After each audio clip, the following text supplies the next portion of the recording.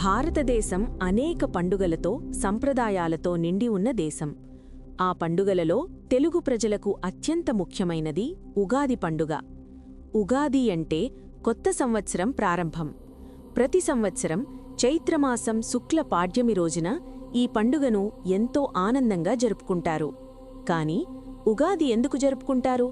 దాని వెనుక ఉన్న పురాణ కథేమిటి? ఈరోజు మనం ఉగాది పండుగ వెనుక ఉన్న అద్భుతమైన పురాణ కథను తెలుసుకుందాం. సృష్టి ఆరంభమైన రోజు. బ్రహ్మదేవుని సృష్టి. పురాణాల ప్రకారం బ్రహ్మదేవుడు ఈ విశ్వాన్ని సృష్టించడం ప్రారంభించిన రోజు ఇదే. చైత్రశుద్ధ పాడ్యమి నాడే బ్రహ్మ తన సృష్టి కార్యానికి శ్రీకారం చుట్టాడని బ్రహ్మపురాణం చెబుతోంది. అందుకే దీనిని యుగాది అని పిలుస్తారు. కాలక్రమేణా అది ఉగాదిగా మారింది.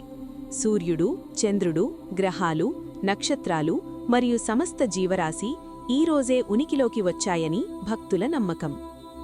మరో పురాణగాథ ప్రకారం సోమకాసురుడు అనే రాక్షసుడు బ్రహ్మదేవుని వద్ద ఉన్న వేదాలను దొంగిలించి సముద్రగర్భంలో దాక్కుంటాడు. అప్పుడు శ్రీమహావిష్ణువు మత్స్యావతారం ధరించి ఆ రాక్షసుడిని సంహరించి వేదాలను తిరిగి బ్రహ్మదేవునికి అప్పగిస్తాడు. వేదాలు తిరిగి లభించిన తర్వాత బ్రహ్మదేవుడు తిరిగి సృష్టిని క్రమబద్ధీకరించిన రోజు కూడా ఇదే అని చెబుతారు. రావణ సంహారం తర్వాత శ్రీరామచంద్రుడు అయోధ్యకు తిరిగి వచ్చి పట్టాభిషిక్తుడైన రోజు కూడా ఉగాది అని కొందరు పండితులు చెబుతుంటారు. చెడుపై మంచి సాధించిన విజయానికి గుర్తుగా, కొత్త జీవితానికి ఆరంభంగా ఈ పండుగను జరుపుకుంటారు. చారిత్రక నేపథ్యం ప్రకారం శాలివాహనుడు అనే రాజు విదేశీ దండయాత్రలను అడ్డుకొని శత్రువులను ఓడించి తన విజయానికి గుర్తుగా శాలివాహన శకాన్ని ఈరోజే ప్రారంభించాడు. నాటినుండి తెలుగువారు ఈ కాలాన్నే అనుసరిస్తున్నారు. ఉగాదనగానే మనకు గుర్తొచ్చేది ఉగాది పచ్చడి. ఇందులో తీపి, పులుపు, కారం, ఉప్పు, వగరు, చేదు అనే 6 రుచులు ఉంటాయి.